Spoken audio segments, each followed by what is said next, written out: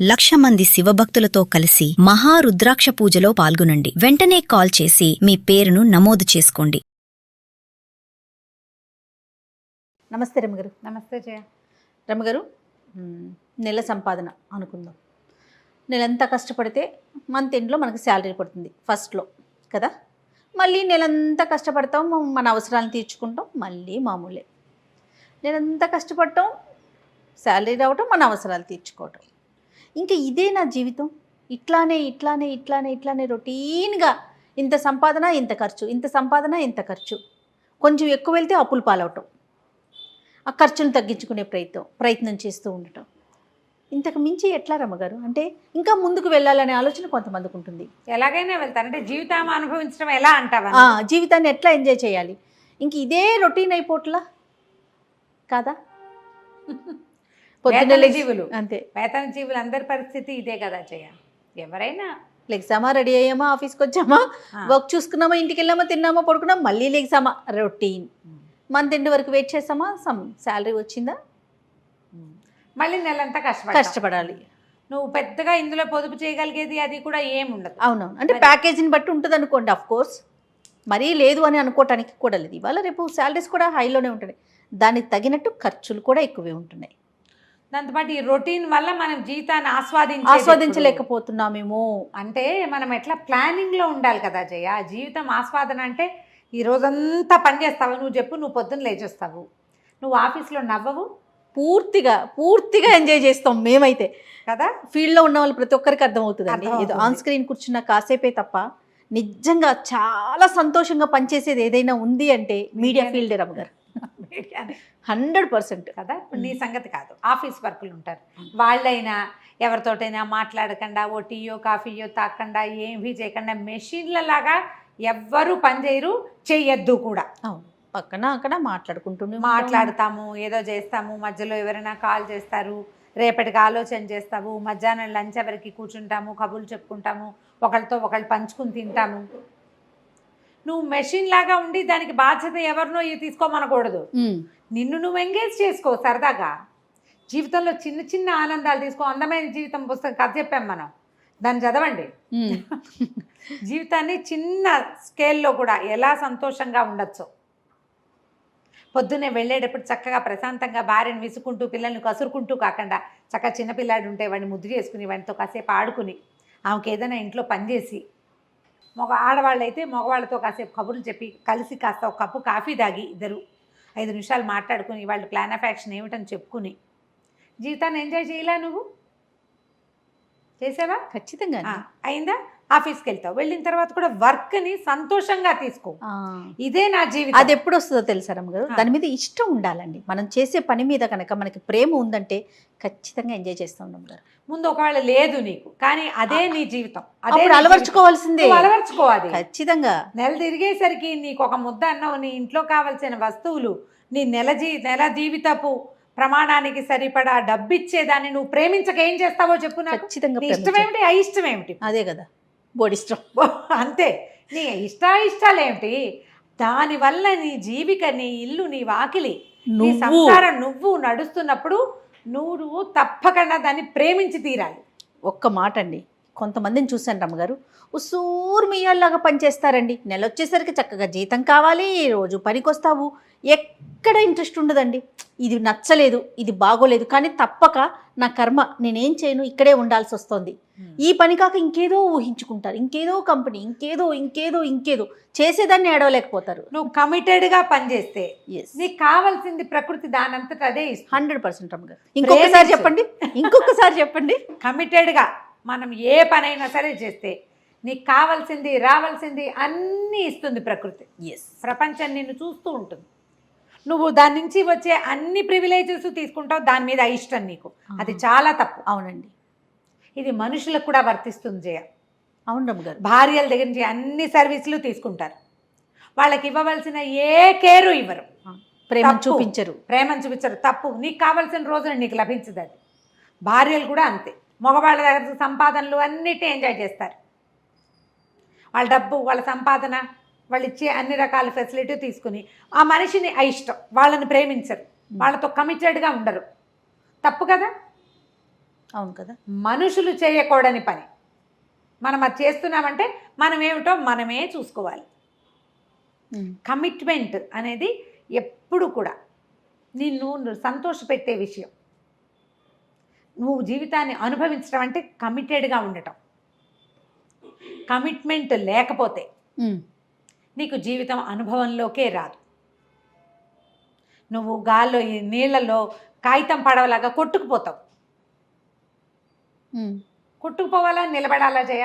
ఖచ్చితంగా స్ట్రాంగ్గా నిలబడాలండి. నిలబడాలంటే నువ్వు కమిటెడ్గా ఉండాలి. మొదట అది ఆలోచించుకోవాలి. అది మనం చేసే ప్రతి చోట, అంటే ప్రతి చోట. మన నిత్య జీవితంలో ప్రతి విధానంలోనూ ఉండాలి. ఉండాలి. అక్కడి నుంచి విసుకులు, కసుకులు, చిరాకులు, పరాకులు, చీదర, లేకపోతే స్ట్రెస్ వీటితోటి చేయొద్దు. వాటిని తగ్గించుకోండి. వాటిని మేనేజ్ చేయడానికి మీ జీవితానికి మీతో పాటు ఆలంబనగా ఇంకా గుంపు ఉంది కదా. అవునవును. ఒక మనిషి సంఘజీవి కదమ్మా. అవునండి. పెద్ద సమూహం కదా. మనకి చిన్నదే మన సమాజం ఉంటుందా? నువ్వు ఒక చోట వర్క్ ప్లేస్లోకి వెళ్తే అక్కడ ఉన్నది ఒక సమాజం, నీతో ఉండేవాళ్ళు. అవును. నువ్వు ఇంటికి వస్తే ఇక్కడ ఉన్నది ఇది ఇంకో సమాజం. నీ జనరల్ థింగ్స్ ఉంటాయి. నీ తాలూకు చుట్టాలు, పక్కాలు, నీ మంచి కోరుకునే వాళ్ళు, స్నేహితులు, శ్రేయోభిలాషులు, పక్కింటి వాళ్ళు, వెనకింటి వాళ్ళు కనపడితే గుడ్ మార్నింగ్ అనేవాళ్ళు, హాయ్ అనేవాళ్ళు. వాళ్ళు చాలరా మనకి. వాళ్ళతో హాయ్ అను, సంతోషంగా నిష్కపటంగా మాట్లాడు. అదే నీ జీవితానుభవం. నువ్వు జీవితాన్ని అనుభవించడం అంటే ఏమిటి? తాగి తందనాలాడడం కాదు కదా. అదే కదా. సంతోషంగా ఉండటం. ఎవరైనా వెళ్తూ హాయ్ అంటే నీకు ఎట్లాంటి సంతోషం వస్తుంది? వస్తుందా రాదా? ఖచ్చితంగా ఫేస్ చేస్తాం కదా రమ్మగారు. కదా.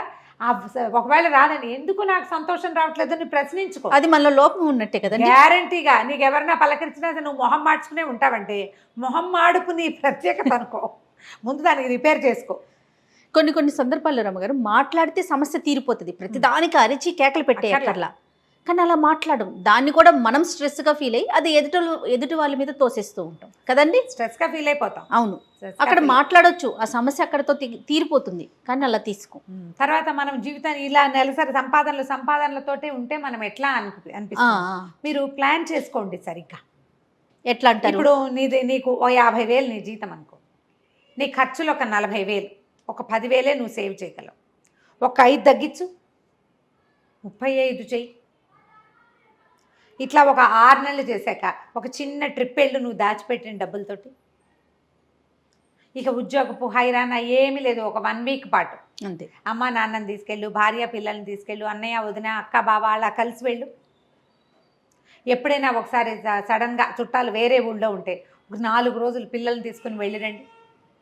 మీ జనరల్ సేవింగ్స్ కాకుండా ఇలా కొంచెం సేవ్ చేయండి. ఒక సడన్ ట్రిప్ ప్లాన్ చేసుకోండి. స్నేహితులతో కలిసి వెళ్ళండి. తాగటం తింటాం నువ్వు ఒకడివే కాదు, కుటుంబంతో ప్రాక్టీస్ చేయండి. ఇప్పుడు మన సమస్య ఏంటంటే జయ, మనకి సమాజాలు చిన్నవి. ఇప్పుడు పోనీ మనమ్మ భార్యాభర్త ఒకళ్ళో ఇద్దరో పిల్లలు వేసుకో. మన కజిన్స్ కూడా 25 మంది లేరమ్మా. ఇప్పుడు లేరు కదా. ఇదివరకు 10, 20 ఉండేవాళ్ళం. ఇప్పుడు మన కజిన్స్ వాళ్ళకు ఒక్కొక్కళ్ళు ఇద్దరిద్దరు పిల్లలు. అవును. కజిన్స్ని కలవండి. మన పాత ఊరికి ఒకసారి వెళ్ళిరండి. మనతో పాటు చిన్నప్పుడు కలిసి చదువుకున్న వాళ్ళంతా ఎక్కడెక్కడున్నారు, ఏమేం చేస్తున్నారో కనుక్కోండి. ఎవరైనా మనకంటే చాలా బాగుంటే అసూయపడద్దు, సంతోషపడండి. వాడిని చూసి మోటివేట్ అయ్యి మనం కూడా అట్లా చేయాలనుకోండి.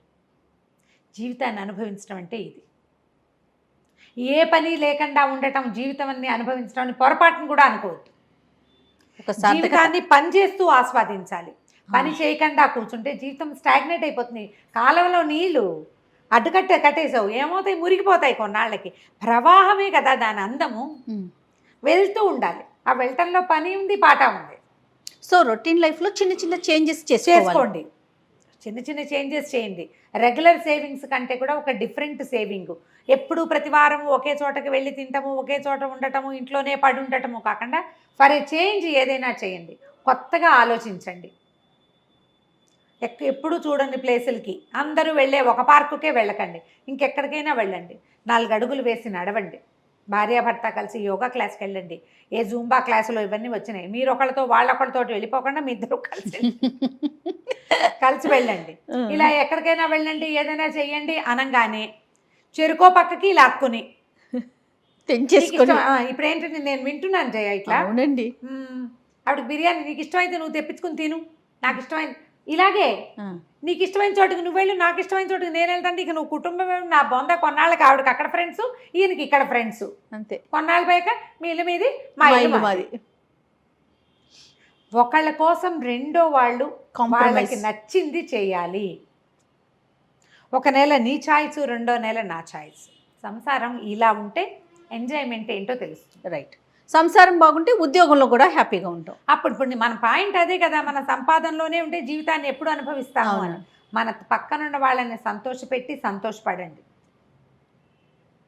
ట్రై చేయాలి. ఇవన్నీ కూడా ప్రయత్నాలే చేయ. అవును. మనం ఎక్కడ తప్పు చేస్తున్నాం, ఎప్పుడు నేను సెల్ఫిష్గా ఉంటున్నానా, లేకపోతే ఎప్పుడు ఈ అమ్మాయి సెల్ఫిష్గా ఉంటుందా అనేది ఆలోచించండి. అసలు ఏది సెల్ఫ్, ఏది సెల్ఫ్లెస్ అనేది ఆలోచించండి. ఏ ఓల్డేజ్ హోమ్కో వెళ్ళరండి. అమ్మా నాన్నల్ని ఓల్డేజ్ హోముల్లో పెట్టకండి. ఎక్కడైనా అనాశరణాలయాలకు వెళ్ళండి. వాళ్ళకి కావాల్సింది ఏదైనా కాస్త కొనుకెళ్ళి పట్టుకెళ్ళి ఇచ్చిరండి. ఇట్లా ఏవైనా చేంజ్ చేసుకోండి లైఫ్లో. అప్పుడు ఈ మొనాటని, ఈ సంపాదన వెనకాలే పరిగెడుతున్నామనే భావాలు తగ్గిపోతాయి. ఇవాళ రేపు ఇద్దరు వర్క్ చేసేటప్పుడు ఈ ప్రెషర్ వస్తుంది. చేయాలి. అవును. నెలంతా పరిగెడుతున్నాము, మనం ఏమి ఎంజాయ్ చేయటం లేదు అనిపిస్తుంది. చిన్న చిన్న ఆనందాలు వెతకండి. ఎవరి లెవెల్ ఆఫ్ ఆనందాన్ని వాళ్ళు, ఎవరి పద్ధతిలో వాళ్ళు, మీ ఛాయిస్ని బట్టి. వాన వచ్చేటప్పుడు కాగితం పడవ చేసి నీళ్ళల్లో వేసినా సంతోషంగానే ఉంటుంది. జయ, నేను ఇప్పటికి చెప్పనా, నేను ఇప్పటికీ కూడా ఈ షాపింగ్ లిస్ట్ రాస్తామా కాగితం, అది లిస్ట్ అయిపోయిన తర్వాత అది పడిపోతుందా, నేను దాన్ని మడత పెట్టి పడవ చేస్తాను. జయ, తోచకపోతే చేసే పనులు, ఏదో ముగ్గేస్తాను. పెద్ద వాకిట్లో ముగ్గులు గిగ్గులు నేనేం వేయను, మా సత్యవత వేసుకుంటుంది. ఏదో ఒక దాని మీద ఏదో గీస్తూ ఉండటం. కాగితం పడవలు ఎన్ని పడవలు ఉంటాయో మా ఇంట్లో. ఇంకేం పెద్దవి రావు నాకు. కత్తి పడవ, మామూలు పడవ రెండు ఇవ్వచ్చు. మీకు అలా నచ్చిన ఏదైనా ఒక పని ఉంటే, అవి సంగీతం కావచ్చు, డ్యాన్స్ కావచ్చు, చిత్రలేఖనం కావచ్చు, బొట్లు అల్లటం, పూసలు అల్లటం, ఆర్నమెంట్స్ చేసుకోవటం, శారీస్కి ఏదైనా చేయటం, ఎంబ్రాయిడరీ చేయటం, చిన్న చిన్న వర్కులు చేయటం. మీ స్ట్రెస్ అందులో రిలీవ్ అవుతుందేమో చూడండి. ఆడ మగ కూడా. మట్టితో పాటరీ చేయటం, పాత్రలు చేసుకోవటము, షాపింగ్ చేయటము, విండో షాపింగ్ చేయటము. ఇది వరకు నాకు అది స్ట్రెస్ బస్టర్గా ఉండేది. ఈ కరోనా తర్వాత షాపింగ్లు ఎత్తేసాం. పైగా నేను ఫేమస్ అయ్యేసరికి ఎక్కడికి వెళ్ళినా ఎవరో ఒకళ్ళని పలకరింపులతోటే సరిపోతుంది. నాకు ఏమి చూడలేని చావలేను. అందుకని పై రాష్ట్రాలకు వెళ్ళినప్పుడే షాపింగ్ అని మానేసుకున్నాను షాపింగ్. మరి ఏం చేస్తాం, అదే చిన్న చిన్నవి చెయ్యండి. చక్కగా మార్కెట్కి వెళ్ళి ఫ్రెష్ కూరలు తెచ్చుకుని వంట చేసుకోవటం. వంట చేయొచ్చు స్ట్రెస్ తగ్గడానికి. భార్య భర్త ఇద్దరు కలిసి వంట చేయండి. ఓసారి నువ్వు, ఓసారి నేను, పొద్దు నువ్వు, సాయంత్రం నేను లాంటివి పెట్టుకోండి. జీవితాన్ని అనుభవించడం అంటే ఏమిటో మీకు అర్థమవుతుంది. తప్పకుండా రమ్మగారు చాలా పాయింట్స్ చెప్పారు. నమస్తే అండి. నమస్తే.